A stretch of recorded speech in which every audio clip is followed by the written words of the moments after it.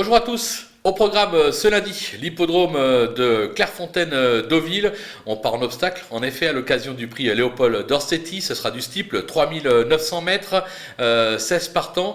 Et je peux vous dire que étudier la course, ça n'a pas été simple. Parce qu'entre les chevaux qui effectuent leur entrée, ceux qui découvrent le parcours, ceux qui ne sont pas confirmés dans cette catégorie, il va falloir prendre des risques. Mais c'est mon job. Alors on y va tout de suite, sans plus attendre, avec nos bases. Et le 4, Tweet de la barre. Son bilan sur le steeple, c'est 3 victoires et 8 accessites en 12 tentatives. Il s'est placé sur ce parcours l'an dernier. En forme, il doit jouer les tout premiers rôles. Le numéro 7, Diva des Obos, qui vient d'effectuer une bonne rentrée. Elle n'a encore jamais failli sur cette piste. Elle a de la fraîcheur, ça peut compter. On va la suivre en grande confiance. Le numéro 2, Groom Boy, qui a des titres sur le steeple à Auteuil comme à Pau. Il est certes chargé, mais je pense qu'avec Clément Lefebvre, il est capable de jouer un tout premier rôle dans cette épreuve. Les opposants, avec le 5, Futbolisto, qui vient de renouer avec le succès sur le steeple d'Auteuil. Il a déjà bien fait sur cette piste, là encore sur sa lancée, il est capable de confirmer. Le numéro 6, Mandarin Basque, qui n'a encore jamais déçu dans cette discipline sur cette piste. Sa forme est sûre, sa régularité plaide en sa faveur. Lui aussi, il faudra s'en méfier, comme le 8, Défi Doudéry. Il est en forme également. Maintenant, il a toujours échoué sur le steeple à ce niveau. Mais j'ai l'impression qu'il ne faut pas le sous-estimer ni le condamner, raison pour laquelle je le rachète et je le mets aussi haut dans ma sélection.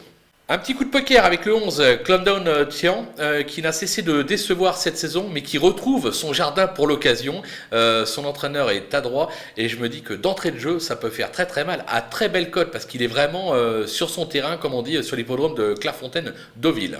Les outsiders, le 3, Saint Pourçain, qui affiche 100% de réussite à ce niveau sur cette piste en étant notamment 4e de cette course en 2020. Toutefois, il rentre après 6 mois d'absence, raison pour laquelle je le mets un petit peu plus bas. L'As, Diamant Brut, qui s'est classé 4e du Grand Steeple de Deauville l'an dernier.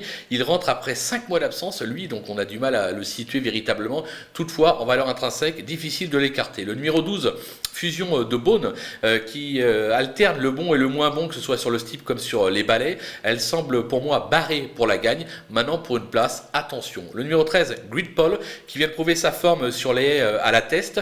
Il s'est déjà bien comporté sur le steeple. Il est plutôt bien engagé au poids. On va s'en méfier.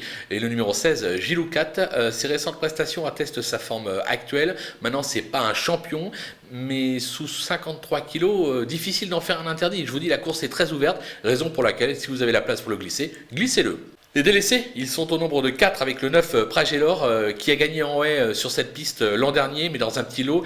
Il n'a qu'une course dans les jambes, j'ai l'impression qu'il va demander à souffler pour finir, raison pour laquelle je l'écarte. Le numéro 10, Washdam, qui vient de renouer avec le succès dans un tout petit lot sur l'hippodrome de Cluny.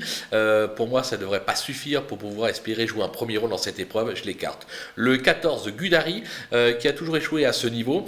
Ces deux derniers succès ont été acquis à réclamer. Là, c'est pas la même catégorie comme on dit, donc raison pour laquelle aussi je l'écarte sans regret. Et enfin le 15, Fury Denay, qui reste intermittente et qui n'a pas véritablement convaincu cette année. Bon, l'entraîneur est adroit, on sait qu'il est en général capable de réaliser quelques petites surprises dans les quintets à très belle cote. Là c'est une vraie prise de risque, mais il faut en prendre, raison pour laquelle Fury Denay, je dis non. Voilà, on a fait le tour de cet événement, on se quitte avec ma sélection et mes conseils de jeu.